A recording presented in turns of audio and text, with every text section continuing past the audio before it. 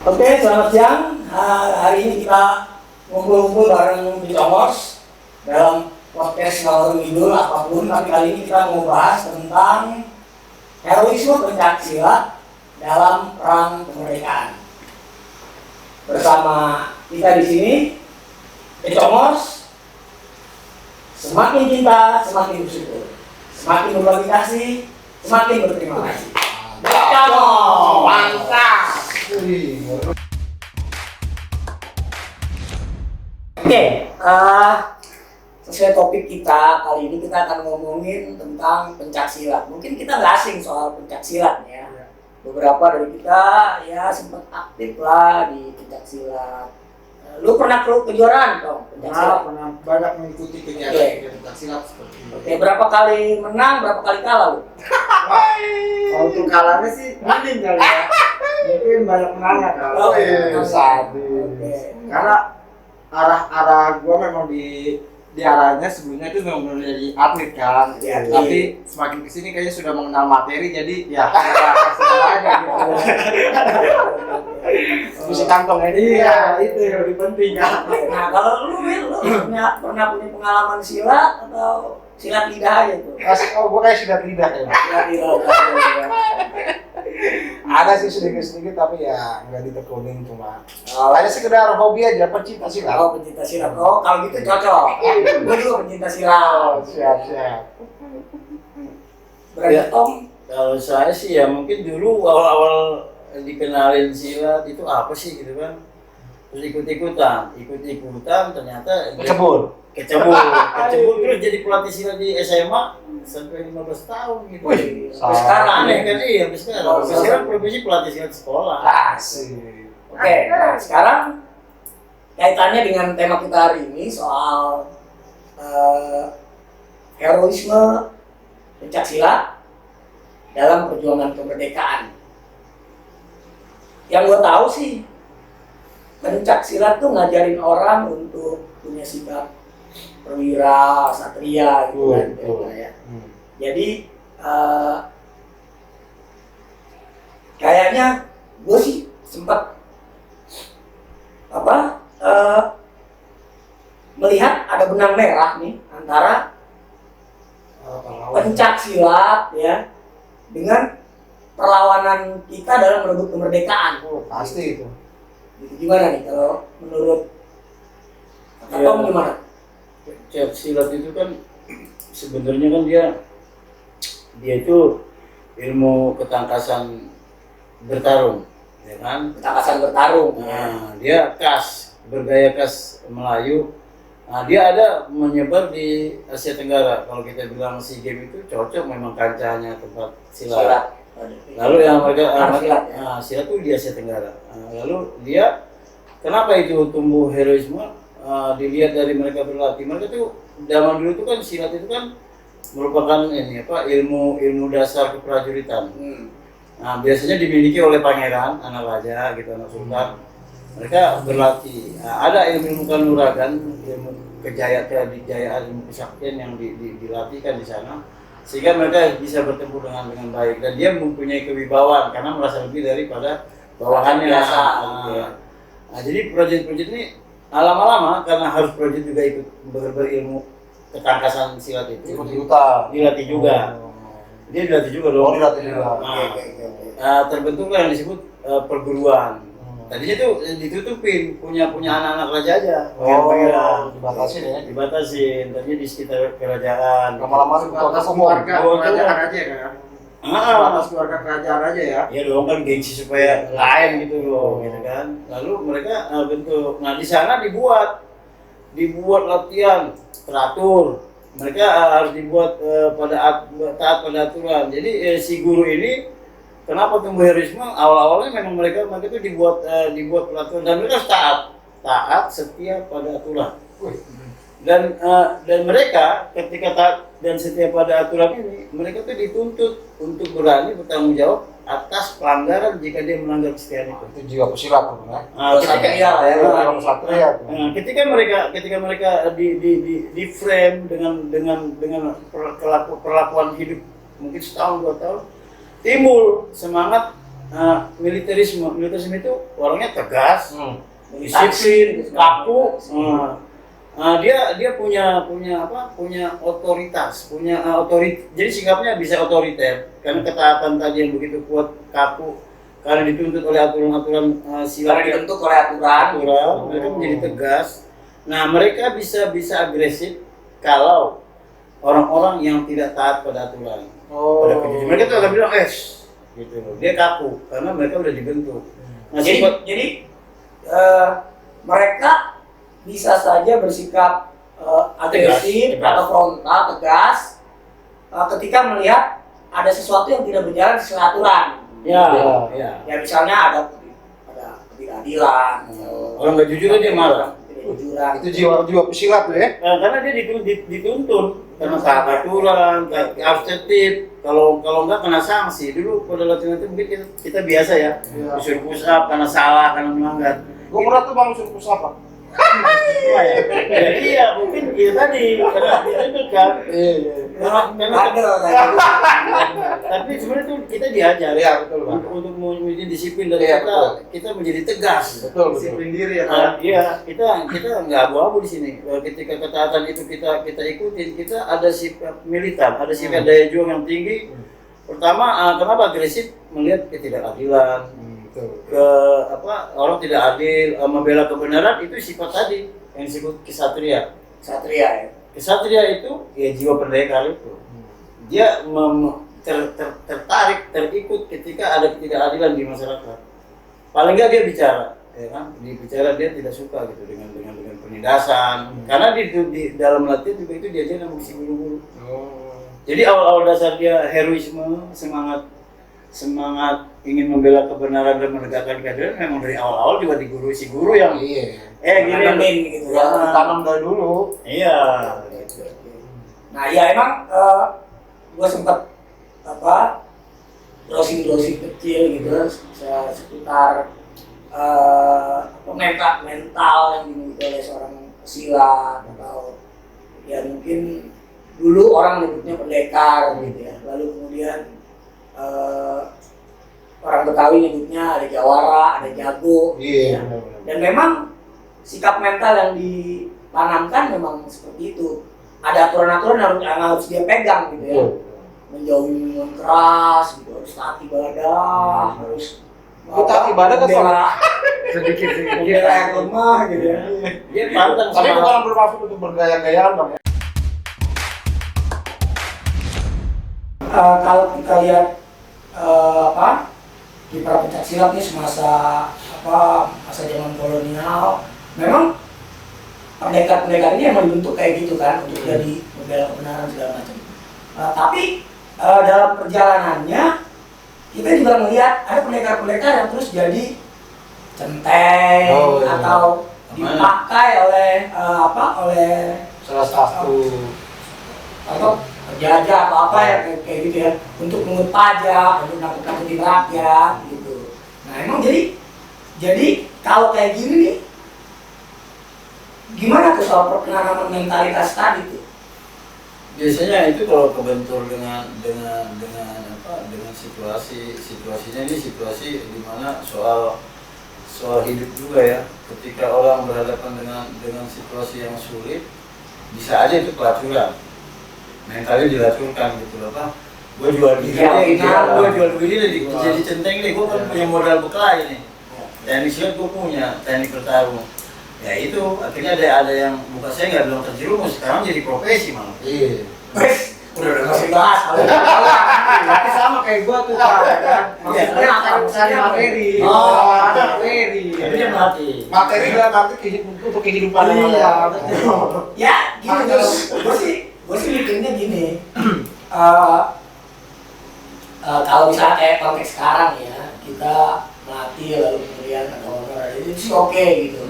Tapi yang gue Dasar tadi, heroisme itu nggak bisa ditinggal ya. iya, heroisme ini jangan ditinggal. Nah yang tadi gue mau kasih catatan soal centeng-centeng tadi tuh gitu ya, dalam konteks heroisme tadi. Ya tapi mungkin aja itu terjadi karena mungkin nasionalisme belum tumbuh kali ya. Iya, benar. Jadi kayak gini misalnya kayak Betawi itu dulu ada si Pitung, pahlawan lokal ya, memang mungkin nggak tercatat di sejarah, tapi diyakini oleh masyarakat lokal Betawi bahwa dia hero pahlawan gitu ya. Dia termasuk si Jampa, Betawi. Ronda, ada si Ronda gitu ya.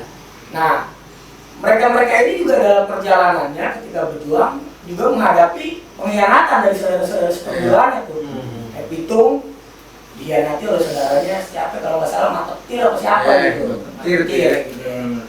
Terus Sakera juga dihianati oleh saudara sepergulanya juga. Di Jawa Timur itu. Nah ini yang gue melihat selain nilai heroisme yang diajarin oleh guru-gurunya, tapi juga karena kemampuan bela diri itu lalu juga bisa dimanfaatin untuk urusan-urusan yang pribadi, urusan pribadi ya, untuk keuntungan pribadi gitu. Yang malah gue lihat di sini cenderung mengakibatkan perpecahan. Nah, mungkin gimana mungkin Katom ada. Tapi kan itu sih mungkin sebagian kecil. Kita bisa ingat dong pahlawan-pahlawan kita juga sebelumnya berasal dari para pendekar. Okay. Kita tahu dong kalau kayak kenapa di Ponorogo, Pangeran Diponegoro dia bangkit patriotisnya cinta tanah ini ketika kuburan neneknya digusur sama Belanda. Itu nggak bisa ditawar Itu gitu. persoalan harga diri jadi ya. Ini Kehormatan ya. Ini tanah saya. Kedaulatan gitu ya. Jadi jangan dia nggak tahu lagi. Oke lah, fight lah. Saya taruh lah. Orang Islam dia jadi menyerang menangis mengelak, ya kan? Ya kan? Iya lah. Menyerang, menangkis, mengelak. Paling enggak ketika tidak bisa dengan cara kompromi, ya frontal, konfrontasi. Makanya silat itu kalau bisa dialog lah, ya kan, dengan baik. Kalau bisa diancam kita menghindar. Kalau diajak debat kita sebagai kita ngalah. Tapi kalau terpaksa ya udah kita ngel, kita tangkis. Harus rendah hati juga kalau Bang. Ya itu proses Awalnya. rendah hati itu prosesnya dialog dulu, rendah hati itu prosesnya aja dialog. Awal dari rendah hati itu prosesnya. Ketika ini kan antara merendah hati dan menyerang ini kan kadang-kadang kita bingung ini Tolak belakang ya. pertempuran di mana melawan penjajah gitu kan. Iya. Tadinya dia jadi benar dulu. Nah jangan begitu banyak gitu dia dari sini nilai-nilai adab hal gitu kan. Iya. Tapi ketika penindasan terjadi hero kepahlawanan ingin membela kebenaran muncul. Nah ini jadi silat itu bisa dipakai untuk halus juga, untuk yang berjuang untuk membela kebenaran juga ayo gitu kan. Itu sifat heroismenya. Jadi akhirnya di Ponorogo tempur dia nggak pakai tawar gitu. Tapi juga banyak juga ya pahlawan-pahlawan yang ibaratnya yang pencak silat, mengikuti pencak silat, pahlawan-pahlawan. Banyak. Betul. Di negara kita. Nah, memang ini yang sisi menariknya yang kita angkat juga di sesi kita sekarang ini. Ternyata kita punya pahlawan-pahlawan yang punya background itu pendekar silat. Gitu. Asli silat dari kita, negara Iya, kita ya. jadi dan memang itu ditulis di sejarah. Ada beberapa yang memang mungkin dari pahlawan lokal, mungkin diyakini sebagai pembela lokal, tetapi belum tercatat dimasukkan dalam catatan sejarah, hanya dari mulut-mulut. Tetapi ada memang yang tercatat dalam sejarah pahlawan, Adalah. dan dia adalah pendekar silat. Sultan Agung. Sultan Agung, yang oke. dibilang pangeran sambar nyawa. Nyawa. Iya. Dan dia punya senjata itu Lu kesalahan lalu hilang loh. Tombak Kipler ini menurut kisahnya itu menghabisi sekitar 100 tentara Belanda. Artinya tombak itu menjadi monumen sekarang disimpan di museum di Jogja sana. Ya itu cerita sejarah persilatan. Jiwa silat yang tumbuh jadi pahlawan Pangeran Sambar Nyawa itulah. Lalu ada Patimura kan? Patimura ya. Patimura itu ketika dia jadi pemimpin di Sapporo itu uji cobanya ngeri. Dengar-dengar dia uji cobanya ditombak dadanya. Orang-orang nonton, lalu dia ditikam, tombaknya patah. artinya teruji gitu loh Itu dari bukan ada kebal atau gimana ya? kebal loh. Oh, berarti Mungkin memang udah ada dari dulu gitu ya. kekebalan itu dilatih, makanya dia latihan silat itu mungkin lebih dalam dari kita yang zaman sekarang.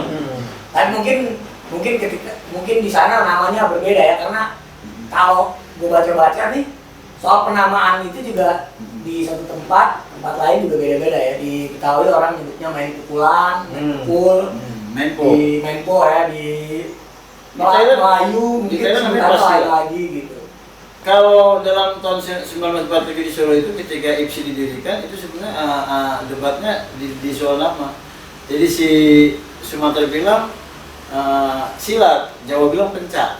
Oke. Jadi sebetulnya nama pencak silat ini kompromi Ya. dari dua paham ini kan iya. ya. Penggabungan nama bahasanya. Penggabungan. Ya. Kalau Sumatera bilang silat, kalau Jawa bilang pencak. Nah, soal nama tadi, tahu ya, I Gusti Ngurah Rai ya. Tahu. Dia juga pendekar tuh, Wih. pendekar silat, tapi Dari Bali tuh. Bali. Tapi dulu kayaknya nggak disebut silat, Tapi sebutnya tengklung, main tengklung. Tapi tetap aja tarung ya. Tapi geraknya bela diri. Latihan ketangkasan bertarung. Iya, ketangkasan bertarung. Baru kemudian tahun berapa gitu ya, tengklung ini lalu berakulturasi mengadopsi istilah pencaksilat. Maka waktu itu kalau nggak salah malah dari tengklung lalu kemudian lahir perguruan pencaksilat Bakti Negara. Yaitu perguruannya si ini nih, Sampai sekarang. Gusti Ngurah Rai sampai sekarang. Gitu. itu bertahan ya. Iya, betul. Dan mental apa? Membela kebenaran gitu. Memang pencaksilat harus begitu. Iya, kemudian menegakkan keadilan itu dasar dari heroisme ke bawah. Nah, pasukan Jungwanara, pasukannya Gusti Ngurah Rai, diajarin itu sama Gusti Ngurah Rai karena dia emang pendekar. Si Gusti Ngurah Rai ini memang pendekar. Mudah-mudahan itu sampai sekarang kayak gitu harus muncul tuh di orang lain. Iya. Jadi, Ya, artinya penerus tuh harus tahu juga sejarah. Apalagi kita pencinta silat, kita harus tahu gitu. iya baru ada yang nerusin, maksudnya ternyata ada pahlawan pendekar. Nah, ya. itu. Mudah-mudahan sekarang ya ada lagi gitu loh. Iya. Karena di luar sana juga masih banyak yang belum tahu dunia silat juga kan. Itu sudah. Nih lanjut yang soal Gusti Ngurah Rai tadi nih, catatan gua nih 18 Mei 1948 Tengklung berakulturasi dengan nama pencaksilat. Lalu lahirlah perguruan pencaksilat Bakti Negara. Salah satu perintisnya si Gusti Ngurah Rai. Kalau nasional itu. Dan diteruskan oleh beberapa pendiri-pendiri yang juga adalah pejuang. Kalau nggak salah ada yang namanya Bagus Made Rai Keplak. Bagus Made Rai Keplak. Salah satu pendiri Bakti Negara. Ada lagi satu lagi I Gusti Ketut Adi, juga pejuang, pendiri Bakti Negara. Tentara itu ya. Iya, tentara. Jadi pejuang lah ya, pejuang kemerdekaan. Pasti entah dia TKR atau apa, agak kurang tahu ya. Tapi dia pejuang dan ditembak mati oleh Belanda karena dituduh mengumpulkan pemuda untuk berjuang melalui mengajarkan bela diri Pancasila. Di Bali aja ada banyak banget kayak gitu ya. Itu harus satu provinsi. Apalagi Indonesia memang. Sebenarnya banyak kalau Banyak, kita cari-cari ya. Jenderal Sudirman. Wih, itu Jenderal ini juga, dia silat juga. pendekar. Oh, pendekar. Jadi Jenderal Sudirman, bacaan gua nih. Iya. Yang gue tahu jalan doang tuh jalan-jalan. Wah, Jenderal Sudirman, aliran silatnya itu silat Banjaran. Dia belajar ke pendekar seorang ulama namanya Kiai Busro. Nah, Kiai Busro ini dia nggak disebut pendekar silat. Dia orang kenal dia justru pendekar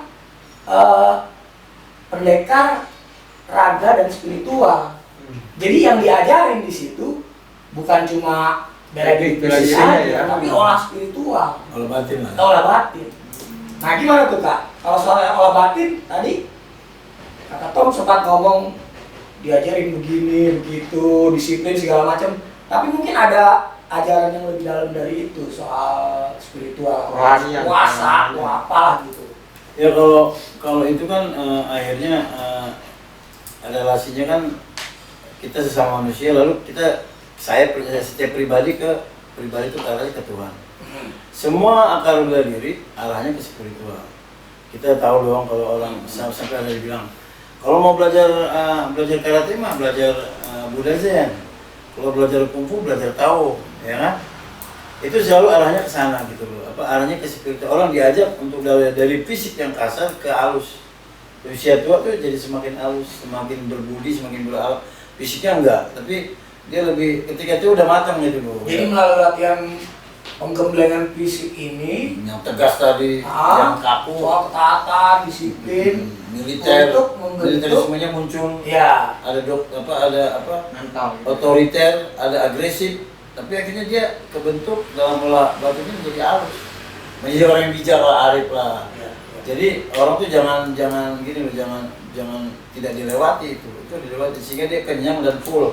Ketika orang bicara tentang kekerasan dia udah tahu gitu loh. Jangan halusnya doang, kasar juga. Makanya silat itu penting dari usia muda. Belajar benturan, belajar apa, sehingga dia memahami bahwa ternyata dengan benturan ini dia semakin matang menghadapi situasi. Karena silat ini menuntut orang dulu kan kalau para perantau itu biasa dari kampung itu dia dilatih silat sebagai bekal untuk dia melindungi dirinya. Dia jualan apa, dia merantau, biasa dia latih dulu. Nah itulah mereka merantau dengan ada bawaan supaya percaya diri kemana-mana. Dengan latihan silat kan itu biar dia nggak dipamer-pamer berkelahi, tapi dia punya semangat hidup bahwa ini tantangan semua yang dihadapi. Gitu. Silat tuh spiritnya oke.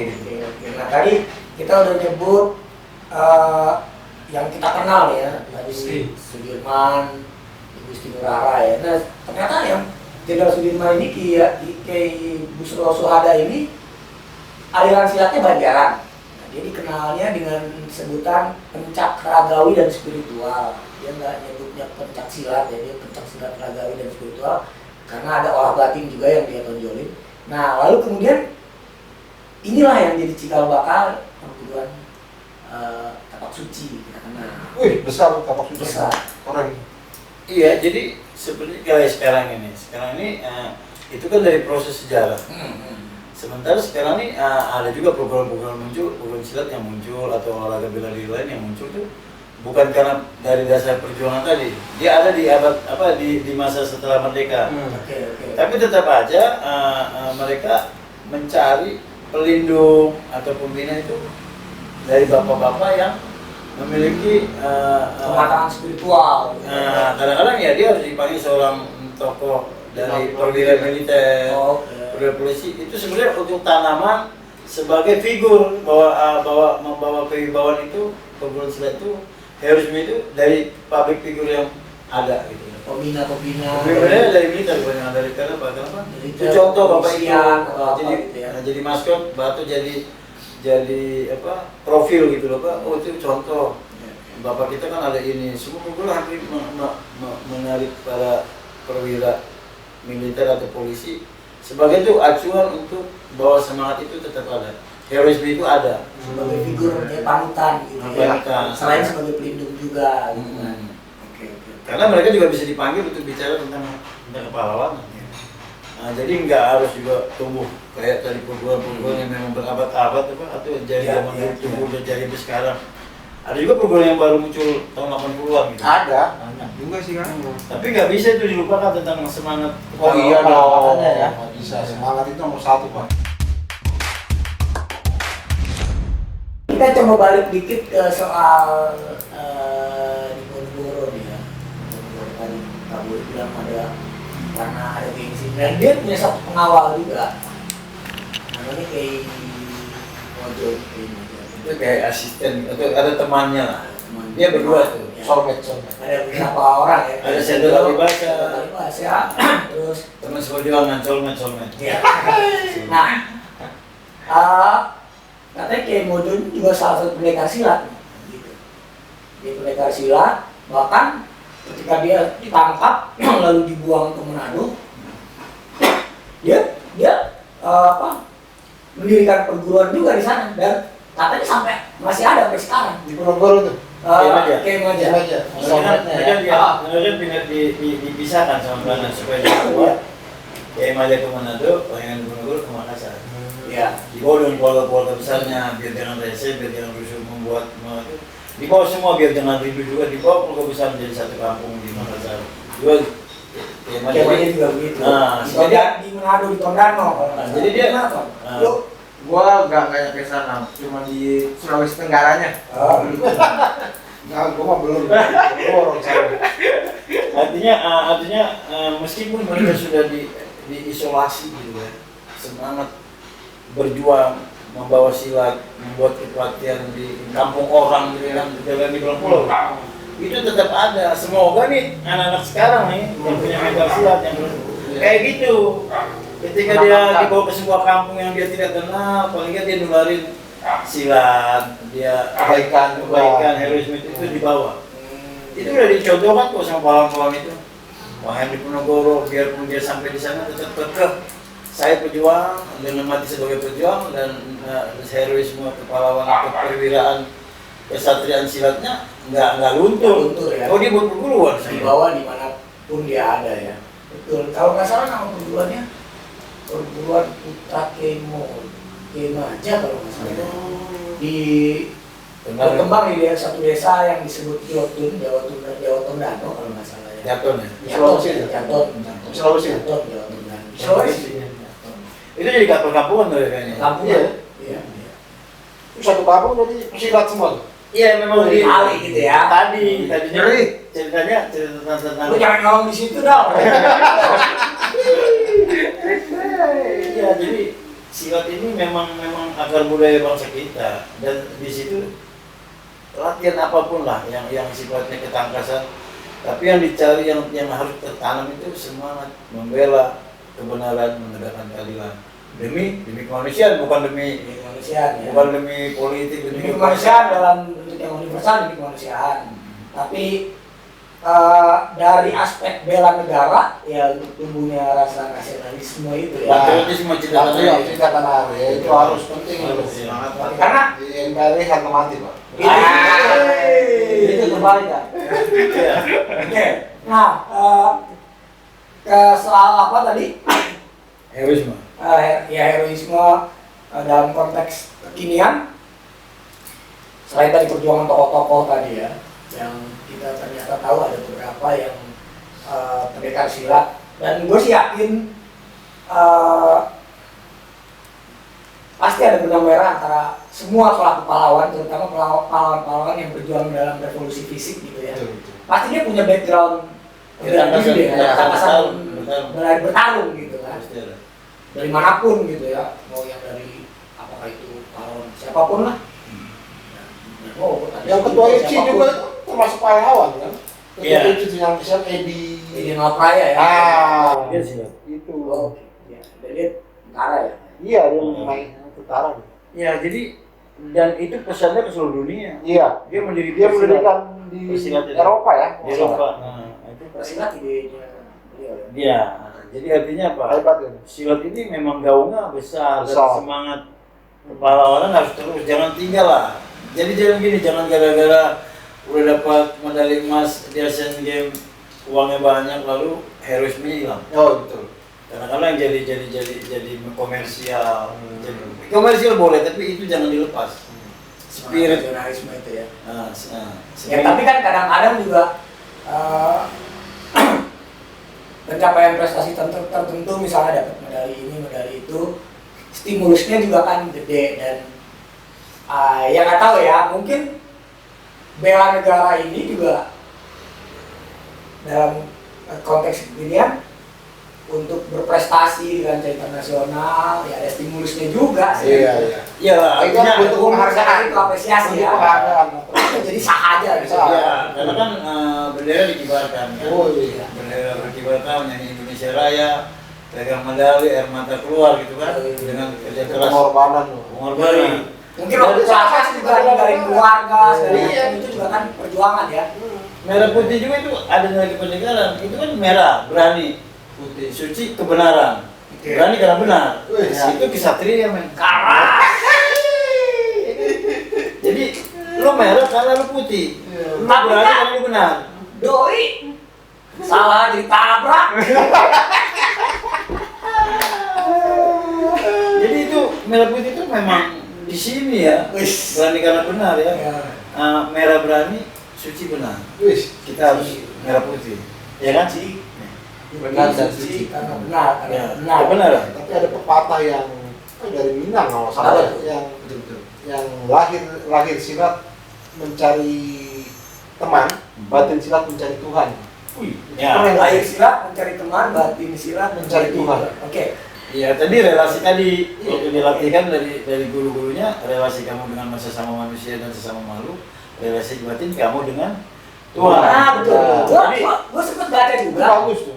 Gue sempat baca juga dari bukunya Bang Oong Mariono tuh ya. Dia di situ melakukan penelitian tentang silat. Lalu dia sempat menulis satu bagian tentang pencak silat itu adalah bagian dari pendidikan humaniora. Nah, salah satu apa ya, bukan aspek ya, salah satu apa semacam semboyan atau apa gitu ya, disebut manunggal ing kaula gusti gitu. Artinya apa tuh? Nah, gua nggak tahu tuh. Wah, manunggal itu kan Atau mungkin lebih paham tuh. menyatunya saya hamba dan Tuhan. Nah, ini kan kalau kita tarik tadi pembahasan kita soal spiritual tadi, Relasi pribadi manusia dengan Tuhan. Jadi, itu ada relasi. termasuk soal tadi kita Mencari dilatih soal ketaatan dengan keras dalam rangka pencapaian penghalusan budi untuk mencapai Tuhanan ya. Tuhanan gitu kali ya, keilahian kayak gitu Iya. ya. Gitu. Jadi Will, Luar Bukan biasa cuma banget. tadi yang tadi pepatah tadi. Iya, Saya makanya silat. gue senang dari itu Iya. bahasa itu tuh. Saya silat. Lahir mencari silat. teman, batin silat mencari Mencari Tuhan. Ya tadi Iya. pas. Jadi artinya di silat juga kita banyak Kita- mencari teman gitu. kita mencari Kita teman. mencari musuh. Mencari Gitu. teman. Dia cari teman. Iya. Karena kita semua bersaudara, Bang. Tadi Dari Sabang sampai Merauke. Kita orang semua bersaudara. luar biasa. Tadi ngomong-ngomong soal apa silat, lahir silat mencari teman, batin silat mencari Tuhan, lalu kita melatih diri dengan keras untuk mencapai penghalusan yang akan mengarahkan kita kepada Sana. ke sana ya. Tak tinggi jauh banget maka prosesnya sepanjang hayat ya. Nah, sebetulnya gua rada agak ini juga ya, agak ya terganggu, prihatin gitu ya. Kalau misalnya kita sempat baca nih, Will, mungkin lu juga sempat mantau, ada tokoh-tokoh pendekar silat atau mungkin pamer-pamer. ya jadi timbul polemik lah kayak gimana tuh lu mungkin punya. Ya kalau dari gue sih Nah mungkin lu bisa gimana ya? cerita kira-kira yang lagiin Iya. apa nih? Ya, pamer-pamer kekuatan kan. Iya ada sih, Iya. ada ya ada salah satu lah pesilat lah. Artinya ya sebenarnya sih nggak ada masalah kalau menurut saya ya, menurut gue ya. Tapi ya itu dia kembali lagi karena seperti itu kita harus ada pembuktian. Kita demo nih mencahin batu bata. Ya, nah kita harus buktiin gitu loh bahwa itu benar bisa kita patahin gitu loh. Lah bukannya udah ditayangin di video bisa dipatahin, bisa diiniin, bisa diituin gitu. Ya Nah, iya, maksud lu nih perlu pembuktian Buktinya yang kayak gimana lagi nih? Nah, enggak maksudnya buktinya artinya itu kan di video bang, media Oke, sosial. oke. Artinya Saya bisa teruskan. dunia apa ibaratnya medsos dengan kenyataan pasti berbeda. Belum banyak yang tahu lah. Nah itu artinya berbeda. Artinya dibuktikan aja sebenarnya ya kita kayak yang lagi rame ini kayak Mbak Cynthia. Oke, gitu. Mbak Cynthia. Seperti itu sebenarnya diselesaikan baik-baik lah. Kita kan semua bersaudara. Semua apa bela diri itu pasti semuanya hebat, nggak ada yang nggak hebat. Oke, Artinya apalagi Mungkin bela diri apapun, misalnya mungkin dalam konteksnya Mbak Cynthia ini dalam konfliknya dengan teman-teman dari MMA, mungkin teman-teman MMA juga ada yang punya background pencak silat. Ada. Iya artinya gitu kayak ya kemarin gua udah perhatiin lihat karena Dia dari MMA udah menyampaikan ke Mbak Cynthia, artinya ya sebenarnya lebih baik Mbak Cynthia menemukan aja, bertemu gitu ya. Kalau bertemu dibicarakan baik-baik, bagaimana ya supaya kita semua baik-baik lah, nggak ada yang rame-rame yang kayak begini. Kita semua tenang-tenang gitu. Kan lahir silat mencari lahir silat mencari teman, batin silat mencari Tuhan. Saya dari MMA minta ingin dia membuktikan, nah silakan Mbak Cynthia kalau misalnya mau dia buktikan ya dibuktikan. Seperti itu. Atau kalau mungkin ada penyelesaian lain silakan bicarakan. Nah, itu intinya bertemu, semua persoalan kalau kita bertemu dan bicara pasti selesai. Seperti itu. Ini kan ada saya teruskan cerita ini. Jadi gini, dulu tuh udah pernah terjadi. Jadi ada gosip, ada cerita tentang ada seorang master karate yang bisa matain tanduk kerbau. Diundanglah si pendiri KPSNKI Masutatsu Oyama. Orang Jepang tuh. Diundang ke Barcelona. Orang Jepang. Ketemu sama Raja Spanyol. Salaman, terus dia memamerkan pukulan pedang Masutatsu Oyama. Patah tuh tanduk kerbau, orang lihat semua. Itu tadi dibuktikan. Artinya butuh saksi yang banyak kan? Iya, dibuktikan dalam arti bisa ditonton orang banyak. Bruce Lee cuma di media. Bruce Lee yang pukulan sejengkal, pukulan 1 inci itu dipamerkan di Barcelona. Ketika kejuaraan karate, Bruce Lee dengan baju hitam sendiri, yang lain putih semua. Ciri itu Bruce Lee kan. Dia dipamerin pukulan 1 inci itu dan orang terjatuh gitu kan. Artinya orang tahu, oh iya gitu loh. Itu tadi harusnya bisa dilihat orang itu ya. Itu bentuk klarifikasi yang bisa dikonsumsi oleh para praktisi bela diri, nonton semua. Klarifikasi gak usah pakai ngomong, kayak Bruce datang pukul dan lihat, oh iya. Asal Masutatsu Oyama datang pukul pak, ya kan? Oh benar lo pukulan pedangnya betul, bukan cerita ini. Jadi polemik gak berlarut-larut. Tutup, habis. Karena bisa ditonton orang banyak. Yang lain juga praktisi gitu.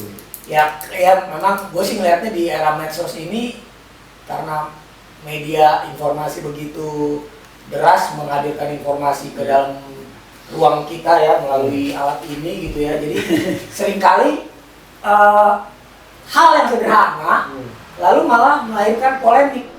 Polemik melahirkan polemik gitu. Konflik melahirkan polemik lalu dari polemik ke polemik.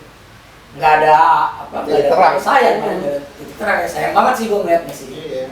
Ya toh. Betul juga. Ya gue pikir kalau kita kaitin dengan tema kita nih heroisme, ya itu tadi ya dari bela diri manapun ya, dalam ini kita bicaranya konteks pencaksilat. Sikap heroisme itu adalah jujur dalam merebut keunggulan. Jujur dalam merebut keunggulan. Ini menarik nih, jujur dalam merebut keunggulan. Maksudnya kalau tadi bilang apa tadi sosmed ya? Bisa nggak jujur itu? Bisa. Tapi kalau disaksikan orang banyak, klarifikasinya dipamerkan, atraksinya, wih gitu kan. Oh iya loh, betul dia melakukan itu memang layak dan kita appreciate dengan apa yang dilakukan. Karena nggak membohong gitu kan. Ya, artinya gitu tadi gue bilang, artinya kita semua apa yang olahraga yang bela diri kita semua bersahabat, nggak ada yang saling hebat, kita semua saudara. Kita semua bersahabat ya. Karena spiritualitas yang diajarin tadi itu mencari teman kan. Betul bang. Tadi selalu dibilang lahir silat mencari teman, batin silat mencari Tuhan, itu poin pertama. Poin kedua tadi gua tahu dari kata Tom tadi, merebut keunggulan, jujur dalam merebut keunggulan. Ini menarik. Itu sportivitas. Harga diri tuh. Anjay, sportivitas ya. Ngei. Kalau kita udah nggak jujur sama diri sendiri kan, udah ada kebohongan dalam diri itu. Karena gue pernah ngalamin satu kayak kejadian. Itu kejuaraan juga, ada salah satu kejuaraan gue ikutin. Jadi ya, Kalau gitu lu kenapa kalah ya? gue kalah. Pernah ada kayak pernah kalah juga. Oh pernah. Kita manusia.